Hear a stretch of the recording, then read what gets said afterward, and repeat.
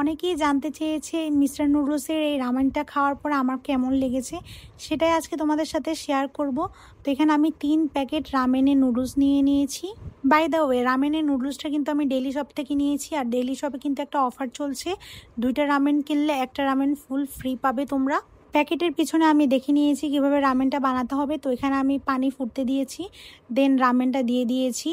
এখানে আমি ডিম পোস্ট করে নিচ্ছিলাম, 2টা ডিম পোস্ট করে নিব এখানে রামেনটা খাওয়ার জন্য। তো এখানে হচ্ছে আমি ডিম পোস্টটা করে নিব।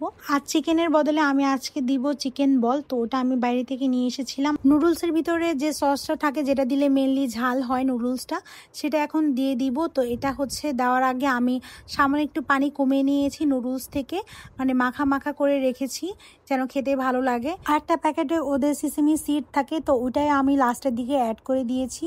দিয়ে নেড়ে চেড়ে আমি এখন হচ্ছে সার্ভ করে নিব। তো একটা বোলের মধ্যে আমি সার্ভ করে নিচ্ছিলাম, সাথে একটু স্যুপের যে ঝোলটা সেটাও নিয়ে নিয়েছি। তো এখানে আমি একটা ডিম পোস্ট দিয়েছি, সাথে হচ্ছে চিকেন বল দিয়ে সুন্দর করে সাজিয়ে নিয়েছি। তো এখন হচ্ছে খাওয়ার পালা।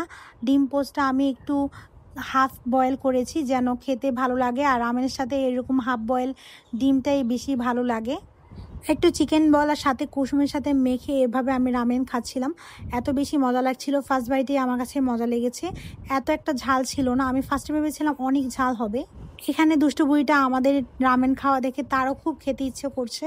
তো চেয়েছিলাম ওর জন্য আলাদা করে নুডলসটা রেখে দিতে, বাট আমার একটু খেয়াল ছিল না। সসটা মাখার পরে তো অনেক বেশি ঝাল হয়ে গিয়েছে, এখন সেই ঝালটা খেতে পারছিল না।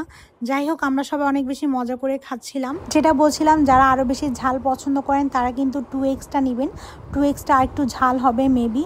তো এটা সহনীয় মাত্রায় ঝাল ছিল, আমার কাছে তো বেশ ভালো লেগেছে। ইনশাল্লাহ আমি নেক্সট টাইম 2xটা ট্রাই করব।